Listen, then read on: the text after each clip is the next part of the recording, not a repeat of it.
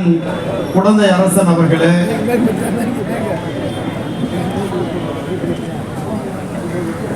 இந்த எழுச்சியான கூட்டத்தில் கலந்து கொண்டு உரையாற்றி அமர்ந்திருக்கின்ற புரட்சி பாரதம் கட்சியினுடைய முதன்மை செயலாளர், துணை பொதுச் செயலாளர், மாநில செயலாளர் உட்பட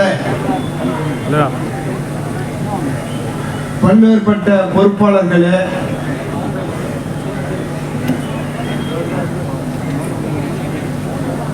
இந்த ஆர்ப்பாட்டத்திற்கு வள்ளுவர் கோட்டமே தெரியாத அளவிற்கு எந்த ஒரு அரசியல் கட்சியும் இது போன்ற ஒரு ஆர்ப்பாட்டத்தை இந்த இடத்துல பண்ணாத அளவிற்கு இன்றைக்கு இந்த ஆர்ப்பாட்டத்தை நடத்துகிறது. இந்த ஆர்ப்பாட்டத்தில் புரட்சி போராளிகள் கலந்து கொண்டு தங்களுடைய கண்டனங்களையும் முழக்கங்களையும் இந்த அரசுடைய செவிக்கு போய் சேர வேண்டும் என்று கோஷமிட்டுக் கொண்டிருக்கின்ற புரட்சி பாரதம் இயக்கத்துடைய அன்புக்குரிய போர் வீரர்களே, உங்கள் அனைவருக்கும் என் மாலை நேர வணக்கம். இங்கே பேசியிருக்கின்ற நம்முடைய பொறுப்பாளர்கள் இந்த ஆர்ப்பாட்டம் ஏன், எதற்கு என்று இங்கே விளக்கம் அளித்திருக்கிறார்கள். நாம் மக்களுடைய வாழ்வாதாரத்திற்காக இங்கே நாம் போராட்டம் நடத்துகின்றோம்.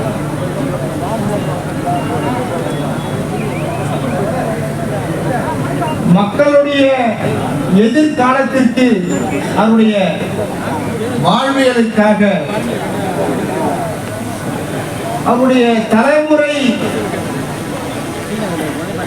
வாழ்வதற்காக இந்த போராட்டம் நடைபெற்றுக் கொண்டிருக்கின்றது. இங்கே பேசியிருக்கின்ற அண்ணன் சொன்னார்கள், 96 1.5 லட்சம்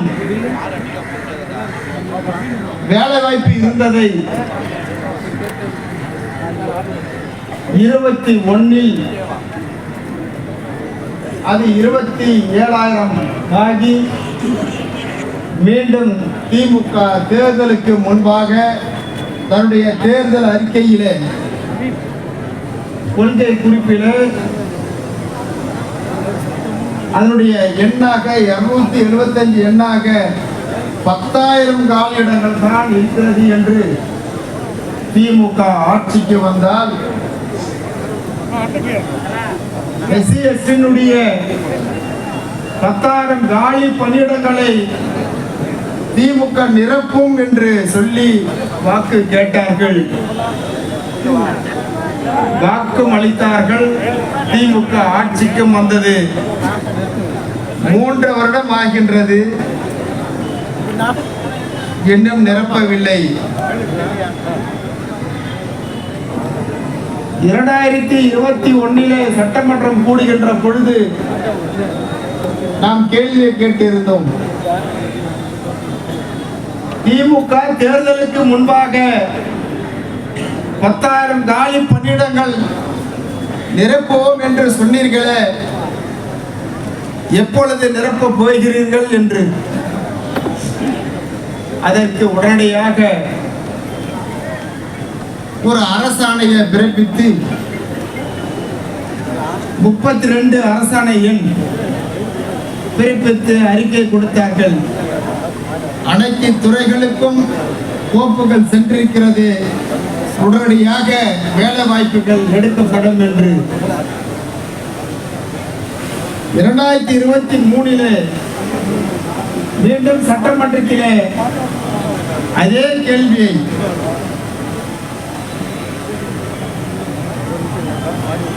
கடந்த வருடம் கேட்கின்ற பொழுதும் சொன்னீர்கள். 3 வருடம் ஆகிவிட்டது, நீங்கள் இந்த 10,000க்கான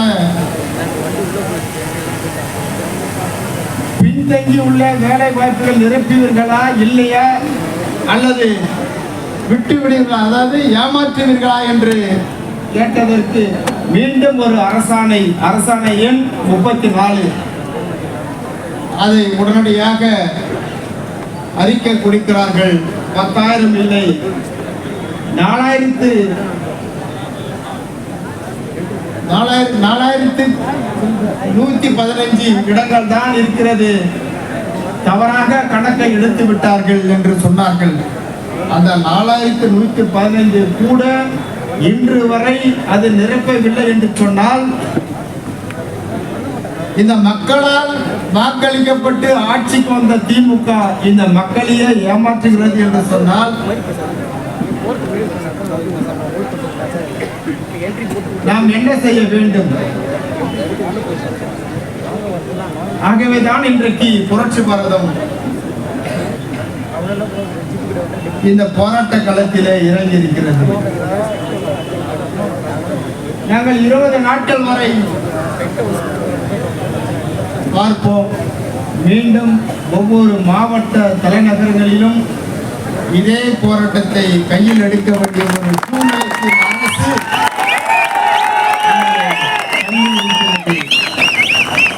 அதற்கு பிறகும் இந்த மக்களை வாட்டி வதைக்க வேண்டும் அல்லது ஒடுக்க வேண்டும் அல்லது இப்படியே சொல்லி ஏமாற்றி ஆட்சியை முடிக்க வேண்டும், இந்த மக்களுக்கு எதையும் செய்யக்கூடாது என்று திமுக நினைத்தால் கோட்டையை முற்றுகையிடுகின்ற ஒரு சூழ்நிலை நேரிடும் என்பதை இந்த அரசுக்கு நாங்கள் தெரியப்படுத்த விரும்புகிறோம். செய்தித்தாள்களிலே பார்த்தோம், நாளைய தினம் அமைச்சரவை கூட்டம் நடைபெறுகிறது என்று. இந்த அமைச்சரவை கூட்டத்தில் முடிவெடுங்கள்.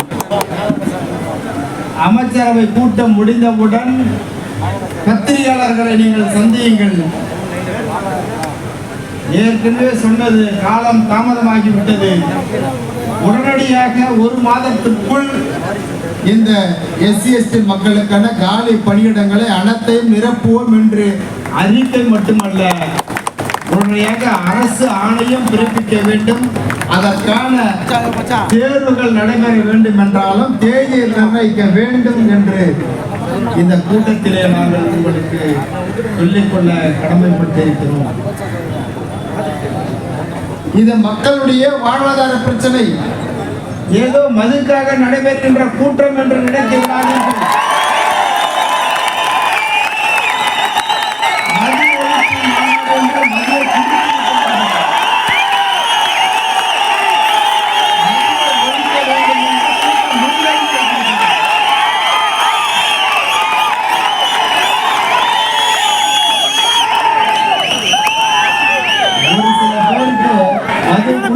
தூக்கமே வரமா?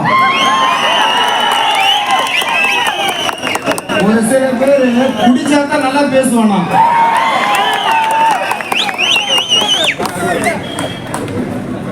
இது மற்றவர்கள் பார்க்க வேண்டும். நாமும் ஏதோ ஒரு போராட்டம் நடத்துகிறோம், கூட்டம் நடத்துகிறோம் என்று இல்லாமல் கூட்டணி கட்சியை மிரட்ட வேண்டும் என்பதற்காக, அடுத்த கட்சிக்கு செல்ல வேண்டும் என்பதற்காக தலைக்கு 1000 ரூபாய் கொடுத்து பெண்களை அழைத்து வந்து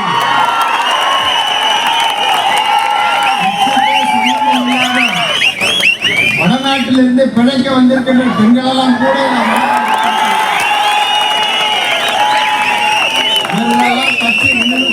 என்று சொல்லி அனைவரும் கேலி கூத்தாக்கி கடைசியாக திமுகவும் மிரட்டவில்லை, முடியவில்லை, அதிமுகவும் மிரட்ட முடியவில்லை. மற்றவர்கள் தாய் துப்புகின்ற அளவிற்கு இன்றைக்கு, சிரிக்கின்ற அளவிற்கு இன்றைக்கு ஒரு கட்சி இருக்கிறது என்று சொன்னால் இந்த கூட்டம் எதற்கு என்று யோசித்து பாருங்கள். அதற்கு வித்தியாசம் என்று கேட்டு பாருங்கள். அனைத்து மக்களுக்குமான கட்சி, அனைத்து மக்களுமான தலைவர் என்று சொல்லவில்லை. முழுக்க முழுக்க தாழ்த்தப்பட்ட, ஒடுக்கப்பட்ட, நசுக்கப்பட்ட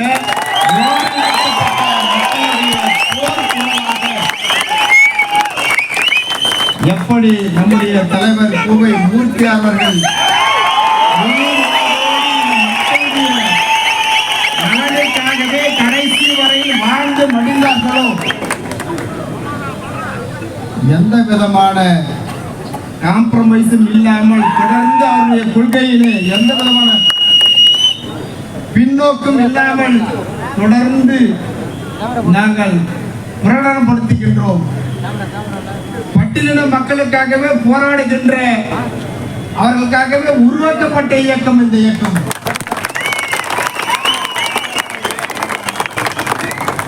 யாரோ சொல்லிக் கொள்ளலாம், ஆனால் புரட்சி பாரத இயக்கத்தை தவிர வேறு யாரும் இந்த மக்களுக்கு உண்மையாக போராட்டம் நடத்த முடியாது. இந்த மக்களுக்காக உருவாக்கப்பட்ட இயக்கம். இத மக்களை வைத்து இயக்கம் ஆரம்பிக்கல, ஒரு இயக்கத்தில் புகுந்து விட்டு அந்த இயக்கத்தை தலைமையெடுத்து பிடித்துக் கொண்டு அதற்கு பிறகு நாங்கள் அனைத்து மக்களுக்கான இயக்கம் என்று சொல்லிக்கொண்டு மக்களை ஏமாற்றுவதில் நாங்கள் உடன்படவில்லை. மனசாட்சியோடு இந்த மக்களுடைய வாழ்வாதாரத்திற்காகவும் கல்வி பொருளாதார நிலையிலே முன்னேற வேண்டும் என்பதற்காகவும் தொடர்ந்து போராடுகின்ற இந்த இயக்கம் தான் இன்றைக்கு சட்டமன்றத்திலே போராட்டத்தை நடத்தி கொண்டிருக்கின்ற ஒரு இயக்கமாக இன்றைக்கு நடந்து கொண்டிருக்கிறது. நீங்கள் பார்த்திருப்பீர்கள், தமிழகத்திலேயே இல்லாத அளவிற்கு ஒவ்வொரு திட்டங்களையும் கர்நாடக மாநிலத்திலே, தெலுங்கானாவிலே, ஆந்திராவிலே என்னென்ன திட்டங்கள் இந்த மக்களுக்கான இருக்கின்றதோ அந்த திட்டங்கள் ஏன் தமிழகத்தில் இல்லை? அங்கே இருக்கின்ற பொழுது இங்கே ஏன் இல்லை? அதே போல் இங்கே கொண்டு வார்கள் என்று தொடர்ந்து வற்புறுத்தி பல்வேறு திட்டங்களை தமிழகத்திற்கு கொண்டு வந்திருப்பது அதற்கு முழு காரணமாக புரட்சி பாரதம் இருக்கிறது.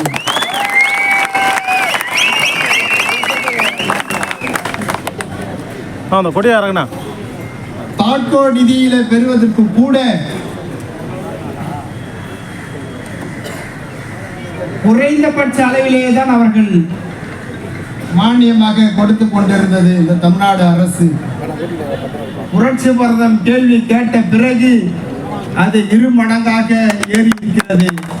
நீங்கள் இதையெல்லாம் பயன்படுத்த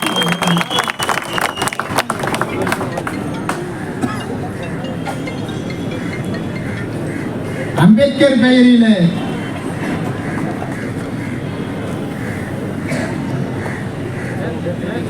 உருவாக்கப்பட்டிருக்கின்ற தொழில் முனைவோர் திட்டம் இதுவரையில தமிழகத்தில் இல்லாத திட்டம். புரட்சி பாரதம் மட்டும்தான் வற்புறுத்தி இந்த திட்டத்தை கொண்டு வந்திருக்கிறது. அதற்கு 1000 கோடியை ஒதுக்க வேண்டும் என்று நாம் குரல் கொடுத்தும் 100 கோடியை ஒதுக்கினார்கள். இன்றைக்கு நம்முடைய இளைஞர்கள் எல்லாம் அந்த திட்டத்தில் ஜேசிபி எடுப்பதும் லாரி எடுப்பதும் என்று பல்வேறு நிலைகளிலே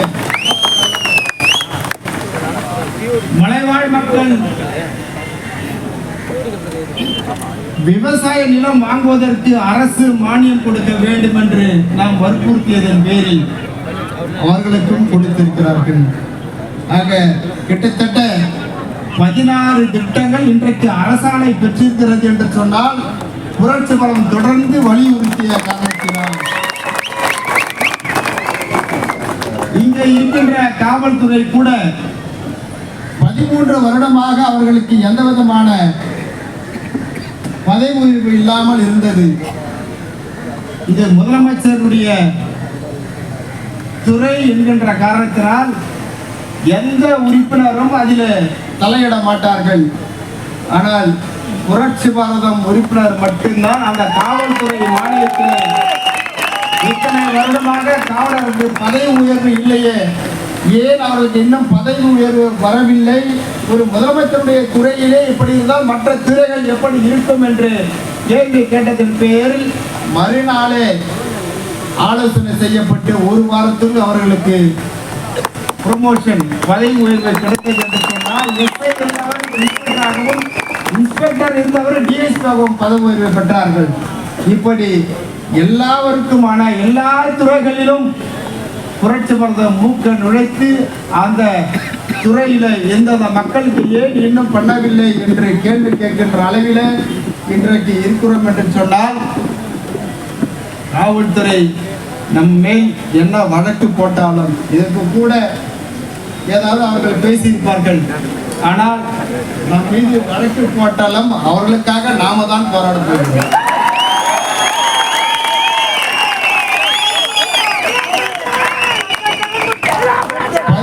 வருஷமா ஒரு எஸ்ஐ இன்ஸ்பெக்டர் ஆக முடியல, ஒரு கான்ஸ்டபிள் எஸ்ஐ ஆக முடியல. யாரு கேள்வி கேட்டாங்க? எந்த சட்டமன்ற உறுப்பினர் கேட்டாரு? ஒரே ஒரு சட்டமன்ற உறுப்பினர், புரட்சி பாரதம் சட்டமன்ற உறுப்பினர் ஜெகன்.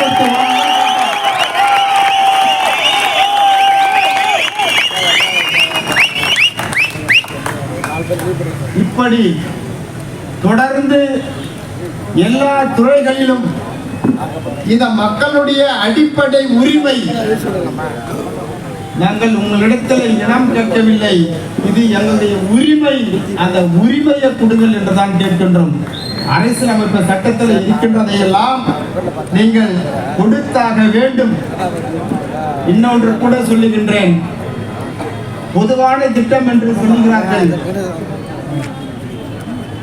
மகளிர் உரிமை திட்டம், ஒவ்வொரு குடும்ப பெண்களுக்கும் 1000 ரூபாய் கொடுக்கின்ற மகளிர் உரிமை திட்டம் என்று சொல்லி இது பொதுவான திட்டம் என்று சொல்லிவிட்டு SC/ST மக்களுக்கு ஒதுக்குகின்ற நிதியிலே இருந்து 2440 கோடியை எடுத்து மகளிர் உரிமை திட்டத்திற்கு கொடுக்கிறார்களே, இதை விட ஒரு மோசடி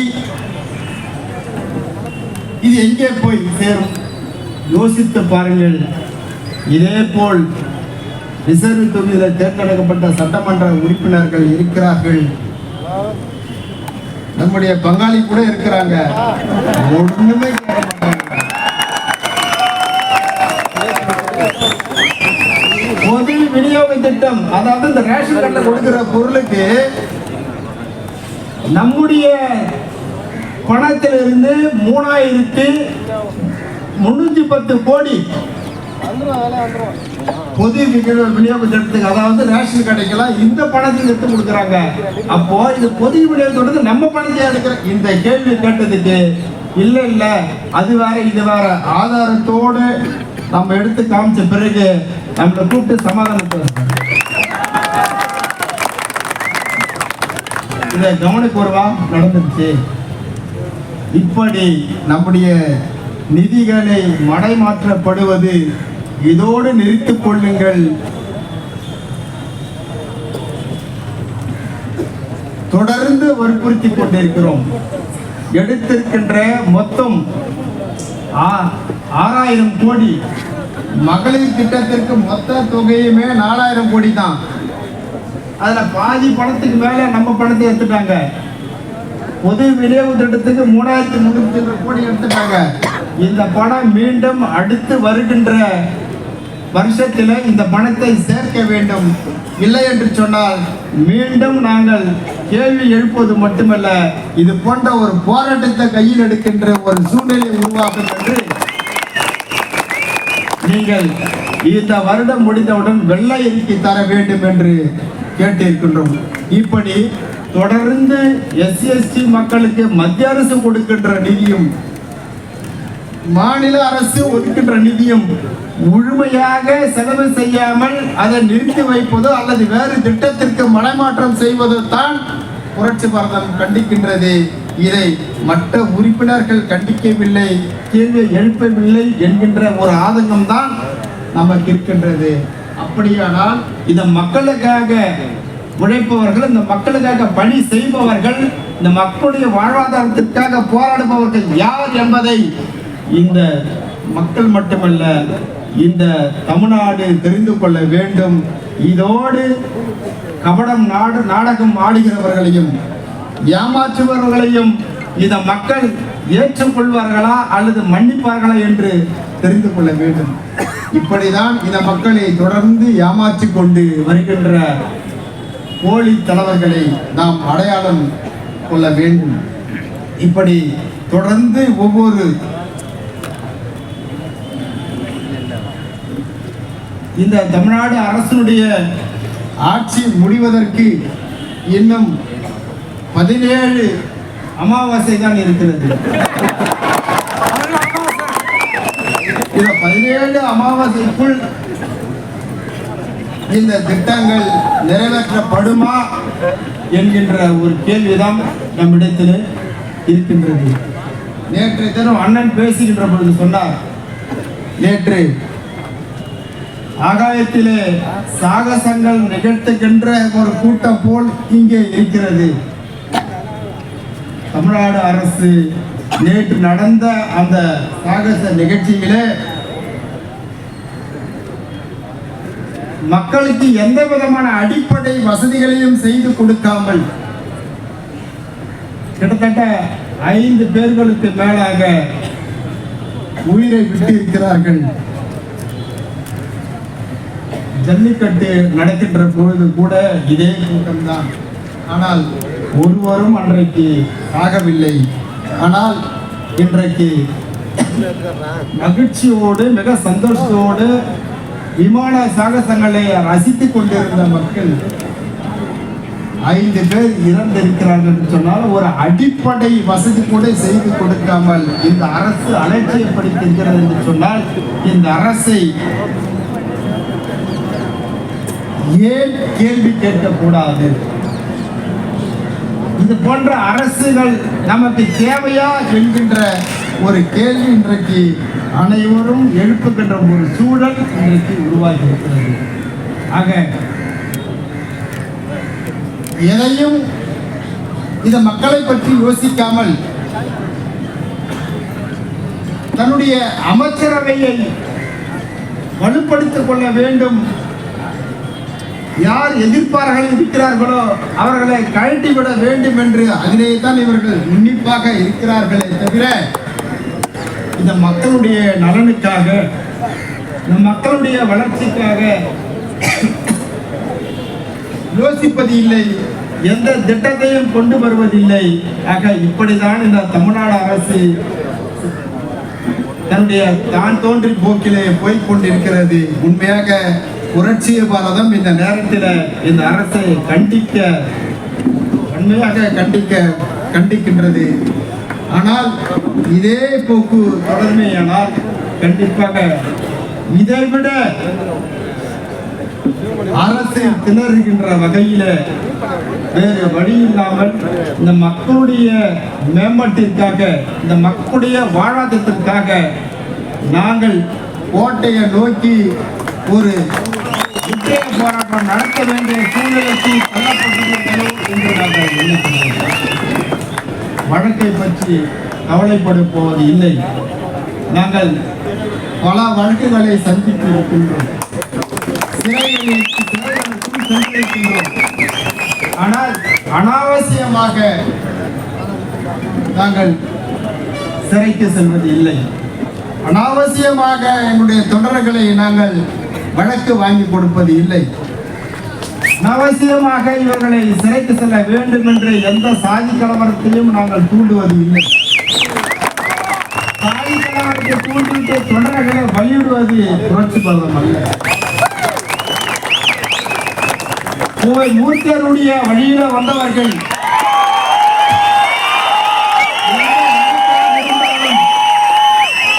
தலைமையை ஏற்றுக்கொள்ளுமே தவிர எந்த தொண்டனையும் பாதிக்கப்படுவது இல்லை.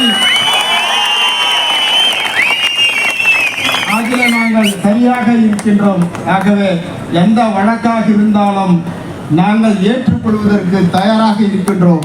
இந்த தொண்டர்களை எந்த விதத்திலும் நாங்கள் வழக்கு வாங்குவதற்கு விடமாட்டோம் என்பதை இந்த நேரத்தில் நாங்கள் தெரிவித்துக் கொண்டு இது உரிமை போராட்டம். உரிமைக்காக நாங்கள் எந்த வழக்கும் சந்திப்பதற்கு தயாராக மற்றவரை போல நாடகம் ஆடாமல், நாடகம் என்றாலே நடிக்க தெரியாதவர்கள் நம்முடைய தலைவர்கள்.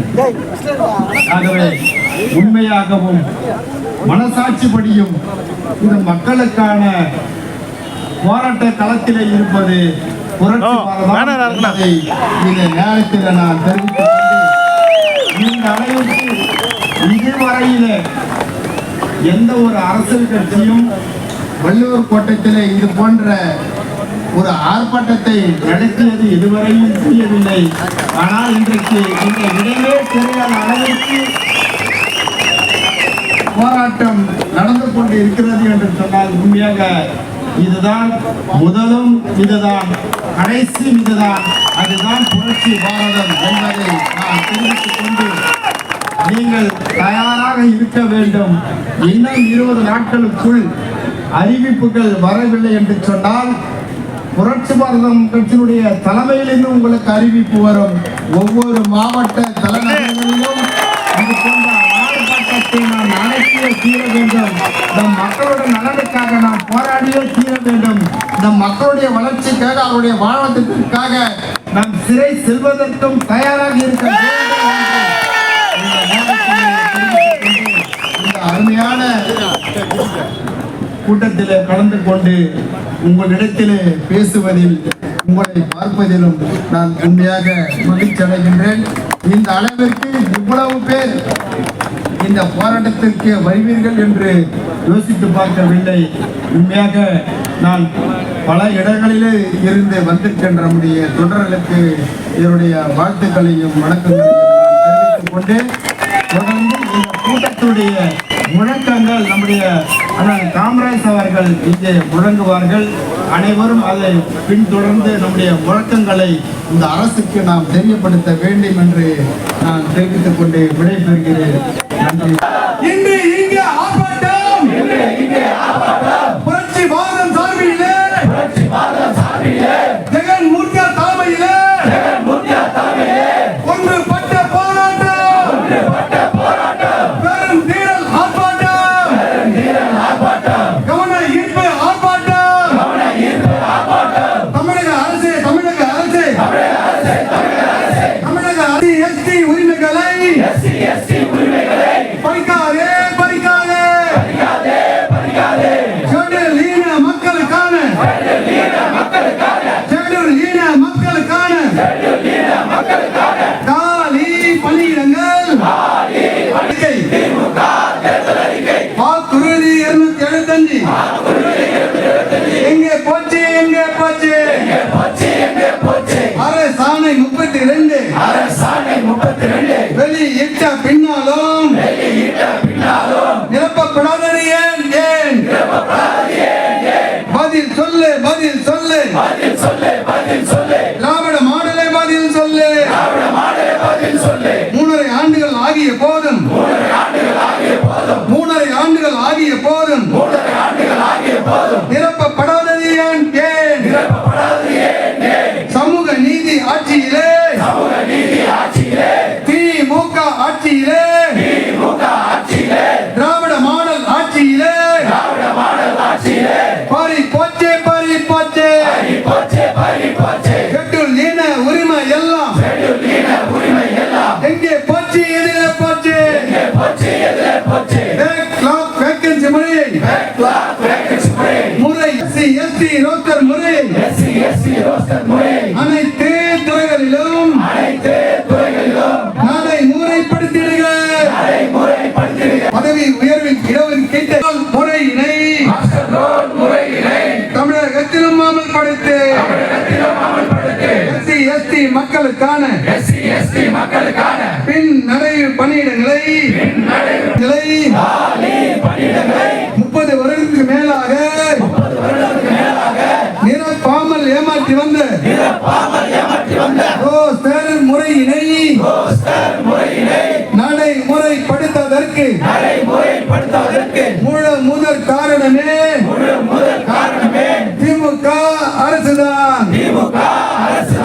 1996 1.5 லட்சம் காலியிடங்கள், பின் நடைவு காலியிடங்கள் எங்கே போச்சு, எங்கே போச்சு? 2010 27 குறைஞ்சாச்சு. குறைந்து போச்சு, குறைந்து போச்சு. எஸ்சி மக்களுக்கான பணியிடங்களை நிறுத்த நீதிமன்ற தீர்ப்பினை நீதிமன்ற தீர்ப்பின்படி 15,000 செலுத்தாச்சு. அபராதம் செலுத்தியாச்சு. கழுதை தேய்ந்து தேய்ந்து கட்டெரும்பா ஆகி போச்சு. திமுக ஆட்சியிலே அரசாணை 32 வெளியிட்ட பின்னாலும் 10,000 காலி இடங்கள் பின்னடைவு பணி இடங்கள் இன்னும் கூட நிரப்பவில்லை. தேர்வு எதுவும் நடத்தவில்லை. அதனாலே கேட்கின்றோம், மக்களுக்கு பட்டியல் பழங்குடி இளைஞர்கள் வேலை வாய்ப்பு பறிப்போச்சு. இளைஞர்களின் எதிர்காலம் முற்றிலுமாக